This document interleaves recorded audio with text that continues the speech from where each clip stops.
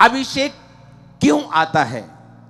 परमेश्वर अपना अभिषेक मुझे क्यों देना चाहता है? या परमेश्वर का अभिषेक, आज एक चर्च में एक बंदा अपनी फाइनेंशियल ब्लेसिंग के लिए आया है। किसी का डाइवोर्स होना है, वो कहता मेरा डाइवोर्स कैंसिल हो जाए। कोई कहता है मेरा एक्सीडेंट हो गया था, मुझे मेरी टांग सीधी हो जाए। कोई बोलता है मेरा बच्चा मंदबुद्धि पैदा हुआ है, जिस तरह बाकी बच्चे चल रहे हैं ये भी मेरा भी चले। आपकी प्रेयर रिक्वेस्ट अलग अलग हो सकती है। एक ही फैक्ट्री के अंदर आपका सूट भी बनता है, सलवार भी बनती है, आपकी चुन्नी भी बनती है, आपकी पैंट भी बनती है, आपकी शर्ट भी बनती है, आपका स्कार्फ भी बनता है, लेकिन शेप्स अलग अलग हैं, काम अलग अलग हैं। कोई सिर पे बांधते हैं, कोई जुराबे पाँव पे डालते हैं, लेकिन इन सब के पीछे कपड़ा एक ही है। या वो नायलॉन का हो सकता है, कॉटन का हो सकता है, हाँ, लेकिन एक ही कपड़ा है। यानी काम, कपड़ा एक ही है, लेकिन उसकी शेप्स, उसके काम जो हैं वो अलग अलग हैं। अनॉइंटिंग एक ही है, लेकिन उसके काम अलग अलग हैं। जब मेरी जिंदगी में निराशा थी, जब ये आई, निराशा से मुझे बाहर निकाल दिया। जब बीमारी थी, बीमारी से बाहर निकाल दिया। जब अभिषेक चाहिए था कि मुझे मिनिस्ट्री करनी है, और मैं बातों की मिनिस्ट्री नहीं करना चाहता हूं। लोग बोलते हैं हमारी वचन की सेवकाई है, बहुत अच्छी बात है, सबसे टॉप की सेवकाई है, पर उस वचन को जिसको तुम प्रचार करते हो कि जीसस ने लंगड़े चलाए, जीसस ने मसा दिया, जीसस ने अंधों को आंखें दी, जीसस ने बहनों को सुनने की शक्ति दी, जीसस ने मुर्दों को, हॉस्पिटल से मरे हुए लोगों को उठा दिया, फिर वो हम कैसे प्रूफ करेंगे? हम जीसस का ये बोल के कि हम वचन की सेवा में हैं, प्रचार तो कर रहे हैं, लेकिन जीसस को दिखा नहीं पा रहे, जीसस को कंप्लीट डेमोन्स्ट्रेट नहीं कर पा रहे। ये परमेश्वर चाहता है कि ऐसा हो। बाइबल में जितने चेले परमेश्वर ने चुने, उनको कहा जाओ और लोगों को बताओ कि स्वर्ग का राज्य नजदीक आ गया है, इसलिए मन फिराओ।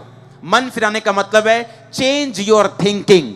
जो तुम सोचते हो कि सब रास्ते एक से हैं, परमेश्वर कहता अपनी सोच को बदल लो, क्योंकि हर बस दिल्ली नहीं जाती, हर ट्रेन लुधियाना नहीं जाती।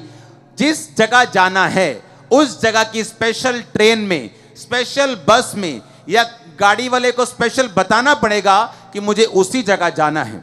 सब सड़कें एक जैसी हो सकती हैं, लेकिन सब एक जगह नहीं पहुंचती।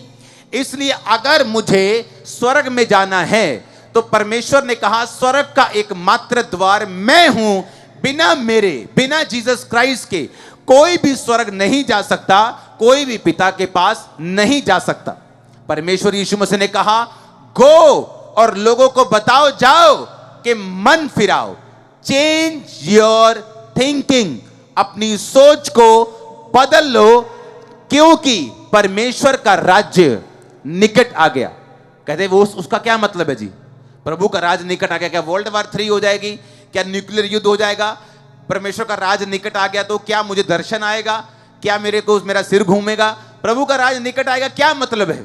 यीशु मसीह ने कहा इसका मतलब यह है, जाओ और लंगड़ों को चलाओ, जाओ मुर्दों को जिलाओ, जाओ कोड़ियों को शुद्ध करो, जाओ बहरों को सुनने की शक्ति दो, ताकि जब तुम ये लोगों को बोलो कि परमेश्वर तुम्हें अनंत जीवन देगा, स्वर्ग का राज्य देगा, ताकि धरती पर उनके प्रॉब्लम सॉल्व हों और उन्हें ये यकीन हो सके कि जो ये प्रीचिंग हो रही है ये सबके जैसे नहीं है, ये जीवित परमेश्वर की है, जो ये कह रहा है कि अगर मैं धरती पर तुझे हील कर रहा हूं, तेरे काम कर रहा हूं, मैं तेरी पहुंच से बाहर नहीं हूं, इसका मतलब ऊपर भी जीवन है। अगर यहां वो असंभव काम कर रहा है जो कोई नहीं कर पाया, वो बेबी जो आईवीएफ नहीं कर पाया, आईयूआई नहीं कर पाया, मेडिसिन नहीं कर पाई, क्योंकि परमेश्वर ने चाहा नहीं कि वो हो, ताकि जब परमेश्वर का आत्मा छुए।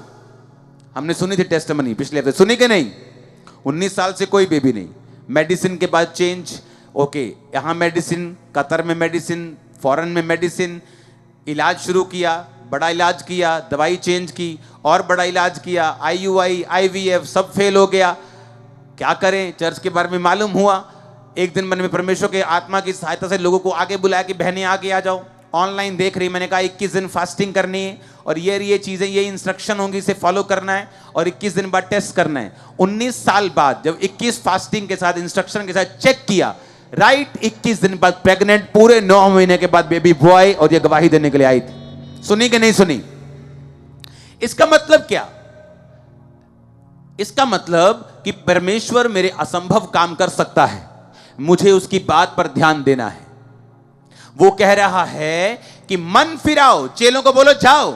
जब उसने चेले भेजे तो उसने ये नहीं कहा कि लोगों से बातें करना, उसने कहा पहले लोगों को बताना, प्रीच करना, लेकिन साथ साथ में उनकी बीमारों को चंगा करना, साथ साथ में उनके लंगड़ों को चंगा करना, साथ साथ में उनके दुखों को दूर करना, ताकि उन्हें यकीन हो सके। क्योंकि बातें हम बहुत सुनते हैं, और बातें जितनी मर्जी सुन लो, बहुत अच्छी अच्छी सुन लो, लेकिन उसका कोई फर्क नहीं पड़ता।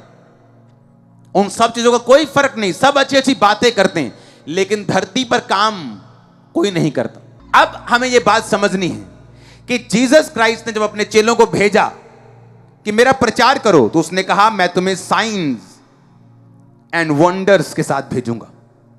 जो इस चर्च का नाम है the church of science and wonders, कि मैं तुम्हें चिन्ह और चमत्कारों के साथ भेजूंगा, और लोग यकीन करेंगे कि मैं परमेश्वर हूं। यीशु मसीह ने अपने मुंह से कहा कि जब तक तुम चिन्ह और चमत्कार नहीं देख लोगे, कदापि विश्वास नहीं करोगे। हालेलुया। तो वचन की सेवकाई प्रथम स्थान पे होनी चाहिए, लेकिन हीलिंग और डिलीवरेंस भी उसके साथ फॉलो करनी चाहिए। तब आपकी सेवकाई कंप्लीट है, आपकी चर्च कंप्लीट है।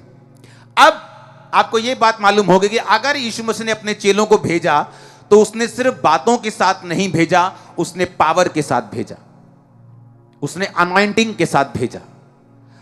ओ, अब मुझे मालूम हुआ कि अगर मेरी लाइफ में अनॉइंटिंग नहीं है, तो मैं परमेश्वर का काम कंप्लीट नहीं कर सकता।